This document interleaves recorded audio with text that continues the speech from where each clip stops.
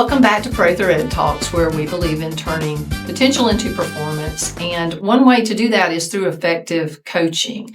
So today we are joined by CJ Starnes. CJ, thanks for being here with us. Thank you for having me. And he's going to share with us some really important, I feel like the core, the groundwork of really effective coaching. But before we get started, CJ, share a little bit about yourself. Yes, ma'am. So I've been coaching for the past 4 years. I've been in education for 14 years and always had a passion for instruction and curriculum, and just decided coaching was my next step.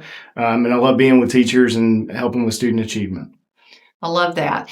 And one of the reasons we brought CJ on today is he does such a great job of really connecting with the teachers and taking care of that well-being piece, which I feel like that's got to be in place before you're going to get anything else from a teacher. Yeah. So in your experience, share with us what happens in the classroom when the teacher's well-being is prioritized, and also maybe what happens when it's not. Absolutely. So I would think first thing is when it's prioritized, you have, those relationship building skills, meeting people, talking with them, finding out what their interests are, getting to know the person for who they are. Mm-hmm. I don't think anybody wants to hear advice from anybody they don't really know. You want to build that background with them. So knowing who they are, what grades they've taught, about their family life, and being very intentional. Mm-hmm. And for me, I think just greeting people is sincerely. Mm-hmm. I think a lot of the time we greet in passing real fast, but sometimes just taking the time to build, like,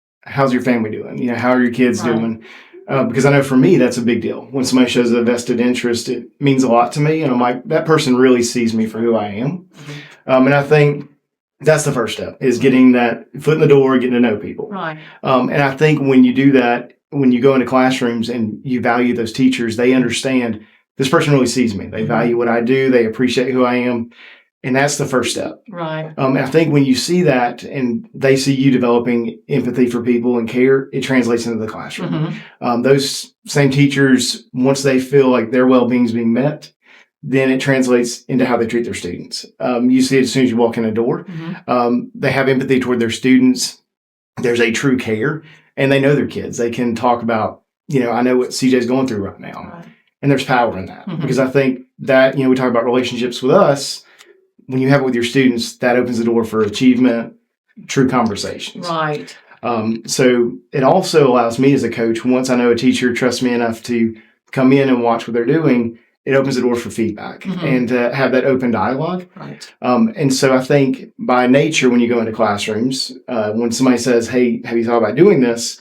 The first thing we do is we take it as defense. Yes. As you're doing something wrong. Yes.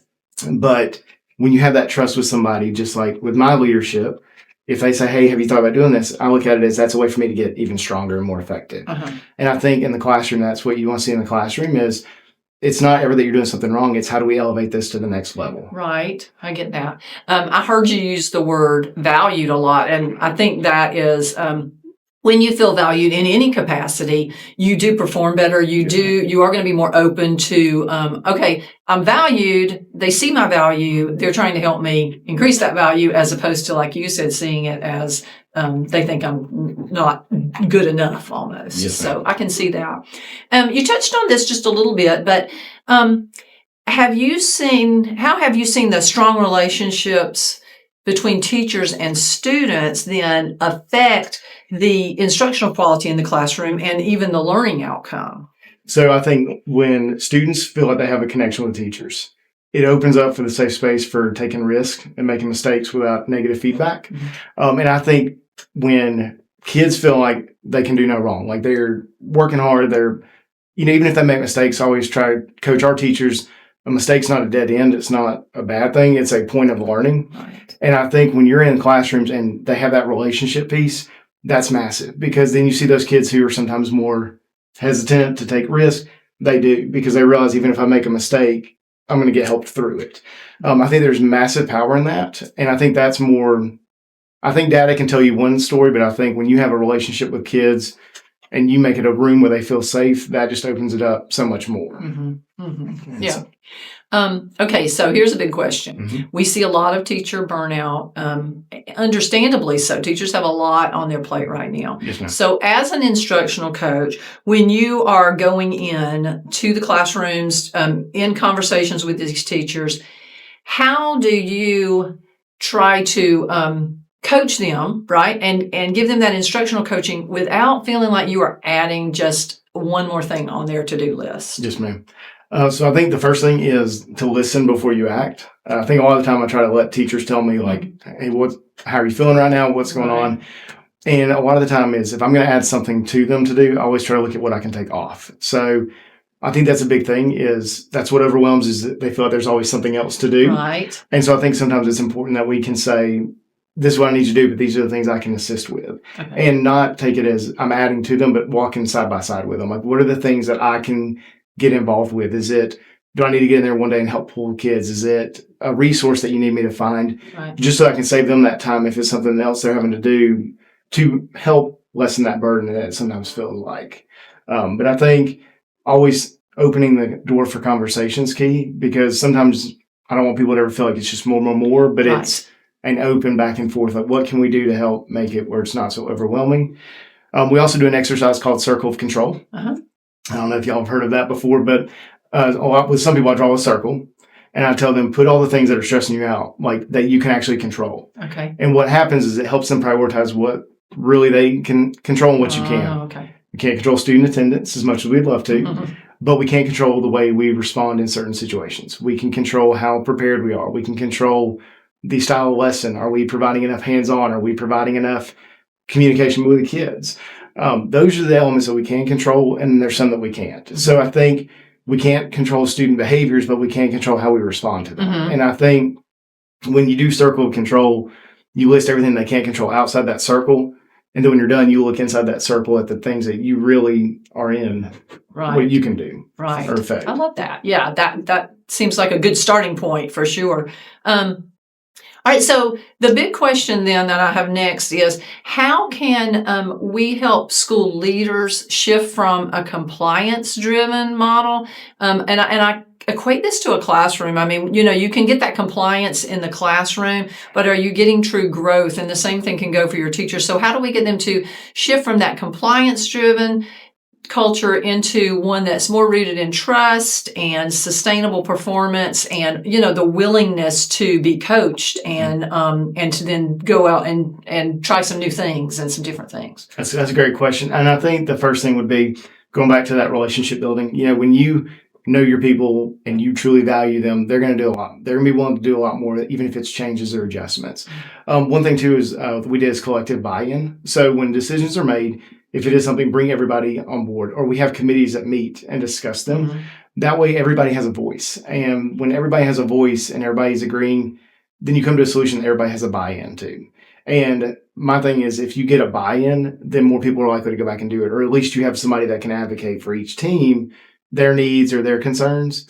And then I think that helps with the buy-in versus the just buying my time. Right. Because I think that's where your compliance is some people just are there to ride the time, but we want a buy-in culture. We want everybody hands-on, everybody doing the best they can. So I think opening that up, one, as collective buy-in is huge. Not just, you got to do this. Right. And then also, there are things that we do have to do. Yeah. But then allowing to explain the why behind it. I think that's powerful. And I'm a why person. So if I have to do certain things, I like to know why. Yeah. And when you explain the why to me, usually I'm like, that's perfect. That makes a lot of sense. Right. And I think our teachers do a phenomenal job. And that's what they want. They want to know, if we're doing this, what's the purpose? Exactly. And then when they see it, I think it's a immediate culture shift when they understand why we're doing certain things. It is easier, even if it's something you still feel like this is time consuming, but now I understand why I'm having to do that. Absolutely.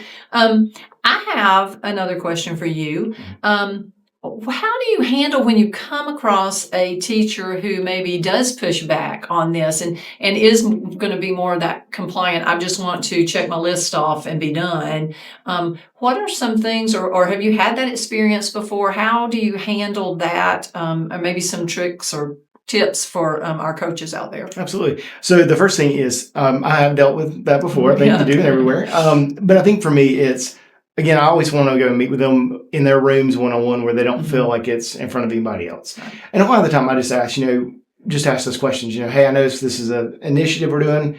What are your thoughts on it? And a lot of the time I've seen that sometimes it's just they don't have the time to prep it. They don't know. So I'll say, hey, can I come in and model it? And a lot of the time, if you model it and they see how easy it is and how quick the kids pick up, they'll do it. They're like, that's easy. A lot of the time I co-teach with people. I'll go in there, and if there's certain strategies I want to show, sometimes it's easier to show it. And then when they see the benefits, they're like, okay, I can do that. Mm-hmm. So to me, it's not so much going in and saying, you got to do it. It's going in and going, how can we make this work the best? Right. And hearing them conversate, because sometimes they'll say, well, can I do it this way? And I'm like, yeah, sure. So I think it's being a partnership, not I don't want to say dictatorship, but that's, right. It's not me telling you what to do. It's us working collectively to say, and at the end of the day, everything we do is for students. Yes. And I think once teachers see the impact it has on kids, they buy in a lot more, because it's not just something they have to do. It's done with a greater good. Right. That makes sense. So I'm hearing a lot of, you talked about co-teaching, you talked about model teaching. So what I want you to kind of speak to for just a second is instructional coaching is really being out there in the trenches with the teachers, I feel like. Yes, so share a few ways, and you have shared a couple, but can you just share a few ways that you make sure that you are not just the person behind the glass, that you're out there, that they see you, because developing those relationships, I feel like you got to be out there. So what are just some things that coaches can do to make sure that they're seen as one of the team? So I think for me, it's recognizing when you see great things, like pushing it out to other people. And how would I say best? Basically, you put them on that front, like whether it's Facebook or a shout out or a text out, you want other people to see what they're doing. Like, just like a teammate, you would cheer your teammate on. That's kind of what I'm doing. Like, I'm in there, and if I see those great things, more people want you in there to say, hey, look, here's what I'm doing. And then you share those resources out. So to me, it's being right there with them, being in classrooms, and trying to be in classrooms daily, not just, like you said, being like the Wizard of Oz, being behind the screen, but being out there every single day in classrooms. Because what I've noticed too is when you're in classrooms, they're more likely to ask you right in the moment, hey, I'm trying this, it isn't working, what's next? Right. So I think being present and being out there and not just in your office or away, I think that's huge. And then I'm in their data discussions with them. Like, I want to ask, what can I do? How can I help with planning? I sit with them at every collaborative planning we have every week. And it's really good because I get in tune with what each team's doing and what standards they need. It also allows me to take things off their plates. When we were talking about how you take that overload, when they say, hey, I don't have this, or I don't know where to find this, I can go and pull that for them. And that way I feel like I'm serving each team. And I am kind of a part of a team there, because I'm there. I can be their cheerleader. I can be their resource. I can do whatever they need me to do. I can't do that if I'm sitting in my office or away from them all day. So I think the best advice I'd give coaches is to just be present, be accessible, be out in the rooms every day, and just be one of the teammates. Like, be a part of the team. And when you see the great things, like, always think, acknowledge it, push it out, and recognize it. Because to me, I think sometimes words of affirmation go a long way. If somebody's doing great, I do a little sticky note that has my Bitmoji on it, and I write great notes and leave them. Just something where teachers are affirmed in the moment. I think those are easy wins that teachers will appreciate. And I've known teachers who had coaches that would do that. And it is kind of surprising that sometimes you'll talk to them years later and they'll say, oh, I have the note, that you left. It does mean just that little bit means a lot, I think. All right. One last question for you. Yeah. You talked about going into the meetings and things like that. How structured is your time? What does it look like on a day-to-day basis? Like, how do you that time that you're there, how do you serve all these little things that you're trying to do? Yes, ma'am. So I prioritize by day. So typically Wednesdays are the days we do collaborative planning. So I block that day out from beginning to end. That way I'm accessible to everyone. Mondays I'm in classrooms. Tuesdays I'm trying to be in as many classrooms, and then Thursday. So Monday, Tuesday, and Thursday are my in the building, going around. Some Thursdays we do PLs, but I try to honor one thing I think too. Just to mention is stay off planning periods. Don't take too many a week. That would be my advice to you, coach. Okay. All right. Say that again to our people. Yes. Don't take plannings if you don't have to. That's an easy win and honors time. But I would say I try to get in classrooms at least 3 times a week. And then Fridays are assessment days. So usually I'm in there looking, talking data, seeing how kids have done for the week. But I try to get in the classrooms as much as I can just because when you're there, you're present. But I mean, typically 3 days a week is what I strive for out in the building and classrooms. Okay. All right. That sounds great. Well, CJ, I think that you have shared so many good things that these coaches that are listening can just take and put into their schedules, put into their repertoire, I guess. So we really appreciate you being here and sharing that with us. Absolutely. And we appreciate all of you listening. Give us a like, give us a share, comment below, and of course come back for our next episode of Prather Ed Talks, where we will be continuing to help you turn potential into performance. Thank you. Thank you, CJ.